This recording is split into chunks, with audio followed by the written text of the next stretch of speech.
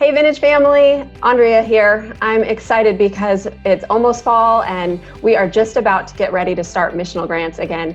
And I cannot wait to see what God is going to do in and through you guys this year. But before we get there, I really wanted to introduce you to somebody who participated in grants last year. Joanne, welcome. Could you just share with us a little bit about what happened leading up to missional grants? It's just kind of this process I've been on since 2012. God inspired me to help the Latino community, despite the fact I didn't speak a word of Spanish. I started working with Latino families in their homes through El Dorado County Office of Education.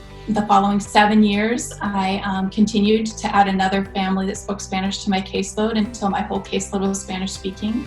And I started going to night school. And I learned Spanish, and the Latino community opened up their homes to me and shared their stories with me. Can you tell us about the specific story that really inspired you to apply for a missional grant? So last year I decided to transition back into the classroom and to use my Spanish to help students in the classroom. It was about the third week of school, and I was working in the library with a 7th grade student, and she's recently here from Mexico and didn't speak any English, and we were reading a book in English. And I could see her frustration level was really high. And so I said to her, how about we read a book in Spanish? And her eyes just lit up. And she said, they have books in Spanish in here? And she picked a book, Charlie and the Chocolate Factory. And we went over and sat down, and I asked her to read aloud to me in Spanish.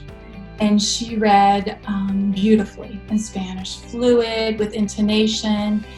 And it was like her whole disposition changed. And I feel it was like this moment in our relationship where she grew to trust me and trust that the school respects her, that we respect who she is, and that God made her perfectly. And that yes, she's here in the United States, and yes, I'm going to work really hard to learn English, but it is okay to speak Spanish. And it is okay when you get frustrated and scared and want a little piece of home to pick up a book and read in Spanish. And so that was when I decided that moment that I wanted to get some more books in Spanish in the library. And I didn't know how I was going to do it. I have a teacher's salary, right? So I just thought, you know what? I'm going to somehow this year get some more books in Spanish.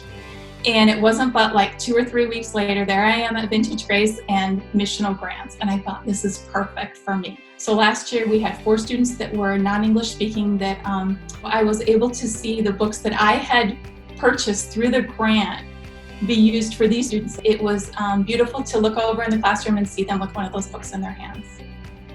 I love it. That's amazing. So other people are getting ready to apply for missional grants. In just a few words, what would you tell somebody else who wants to apply for one?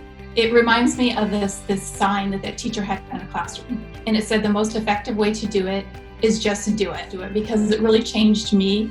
And I know that the Latino students at Pleasant Grove were blessed by it. That's awesome. Joanne, thank you so much for sharing. And thank you, Vintage Grace, for allowing me to share God's love with the Latino community.